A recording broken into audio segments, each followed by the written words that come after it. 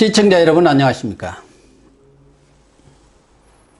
10월 23일 시사정담 시작하겠습니다. 시청자 여러분, 문재인 대통령이 조국 사태를 겪으면서 현실 진단, 상황 인식에 변화가 있었을까요? 대통령이 시익과 민심에 대해 정확하고 올바른 진단이 있어야 제대로 된 처방이 나오지 않겠습니까? 결론부터 말하면 문 대통령의 생각은 조국 사태 전과 후 아무것도 달라진 것이 없다는 것입니다. 마이동풍이라고 해야 할까요?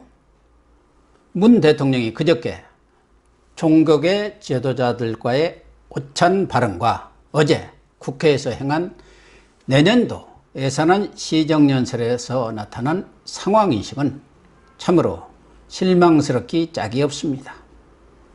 지난 2달여 동안 조국 사태로 엄청난 국론 분열과 혼란이 있었음에도 통렬한 반성이나 성찰의 목소리가 없습니다. 내 탓은 없고 남 탓만 있습니다. 내로남불, 유체이탈 화법의 전형적인 모습을 보는 것 같습니다.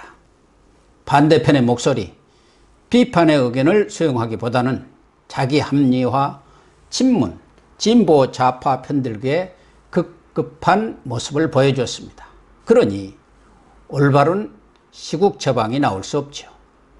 문 대통령이 오찬 발언과 시정연설에서 보여준 문제점 몇 가지만 짚어보도록 하겠습니다.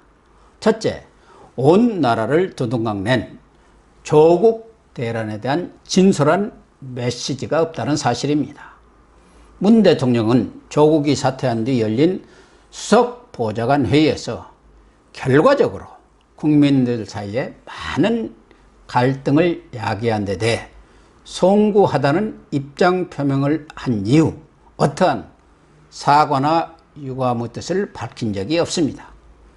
의혹이 있다는 사실만으로 장관에 임명하지 않는 것은 나쁜 선례를 남기는 것이라는 인식에서 한치도 바뀌지 않았습니다.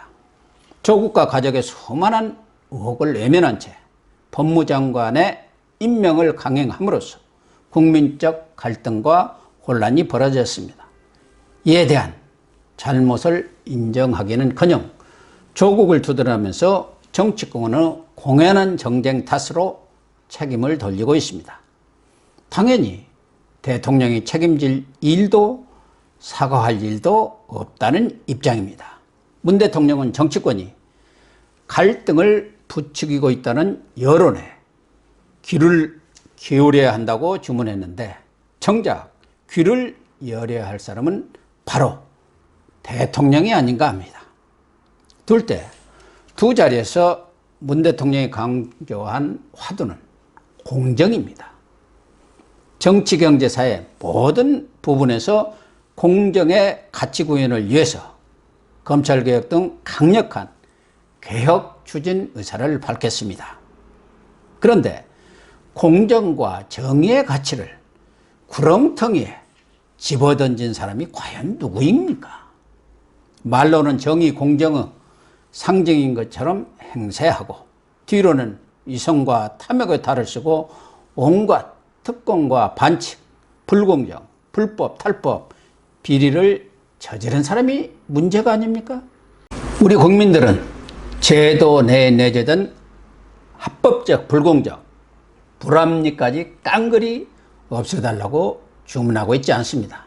평범한 보통 사람들은 그런 틈새가 있는 것도 모르고 설사 안다 하더라도 이용할 줄도 모릅니다.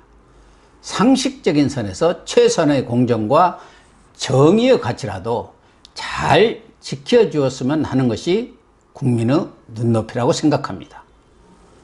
조국 가족 입시 부정, 사모펀드 투자, 사학재단 비리 혐의는 합법적 제도 내의 불공정 행위가 아닙니다. 불법적 부정 행위이자 범죄 행위로 법의 심판대에 오른 사건입니다. 그런 불공정하고 불의한 일을 저지른 조국 가족에 대해서는 아무 말이 없고 엉뚱하게 교육 탓을 하면서 만만한 대학 입시 제도를 뜯어 고치겠다고 하니 또 얼마나 교육 현장에 혼란을 초래할지 걱정부터 앞섭니다. 셋째, 검찰개혁과 공수처 설치 문제입니다.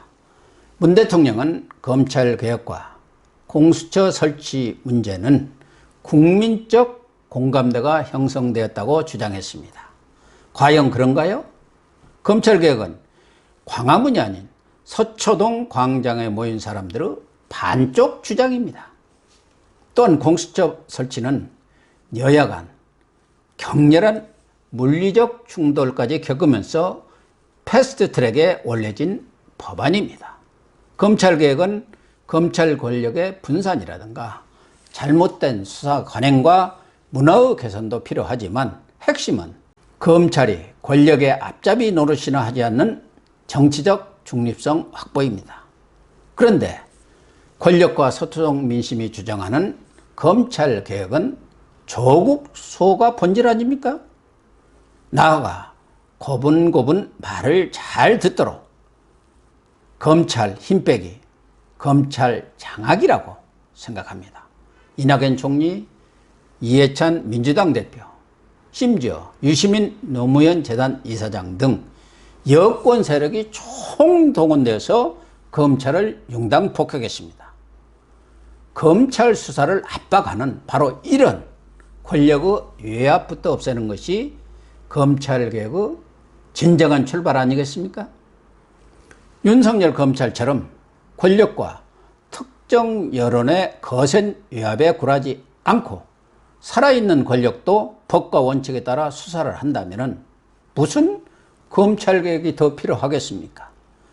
비판의 대상이었던 수사관행의 문제점도 주도적으로 개선 방안을 내놓고 있습니다.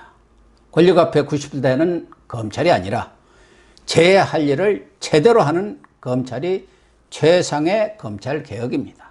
다섯째, 공수처 설치 문제입니다.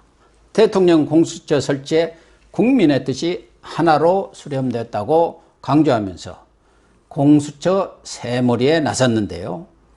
어떤 국민의 뜻이 하나로 모였다는 것인지 도무지 이해가 가지 않습니다. 공수처 설치에 대한 최근 여론조사 결과도 찬반이 아주 팽팽히 나뉘어져 있습니다. 민주당 내에서마저 금태섭 의원은 공개적으로 공수처 악용 가능성을 언급하면서 설치를 반대하고 있습니다.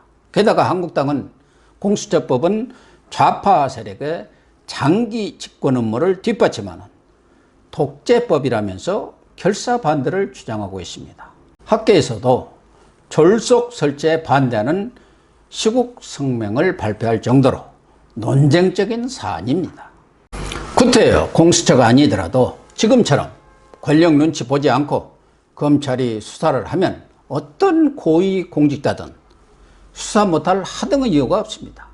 그렇지 않아도 제왕적이라는 소리를 듣는 대통령 산하에 무소불위의 칼자루를 쥔 옥상옥의 공수처를 만들 것이 아니라 기왕에 있는 상설 특검 제도를 활용하든가 장기간 공석으로 비워두고 있는 청와대 특별감찰관부터 임명하는 것이 순서일 것입니다.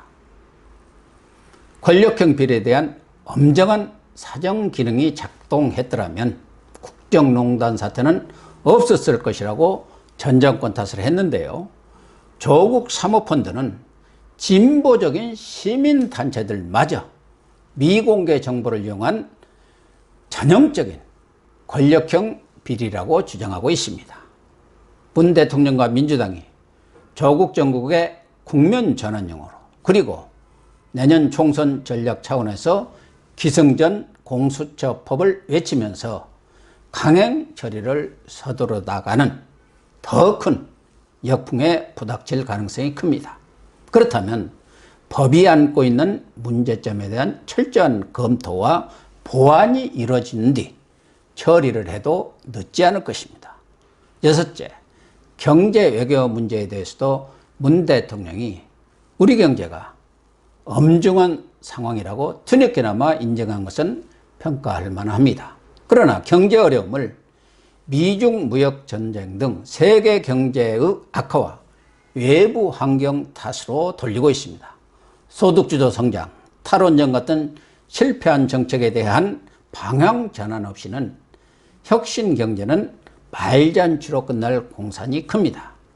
남북관계 부진도 현재와 같은 북한 눈치보기 저자세, 외교 실패에 대한 반성 없이 미국과 북한 간 대화 부진 탓으로 돌리고 있습니다.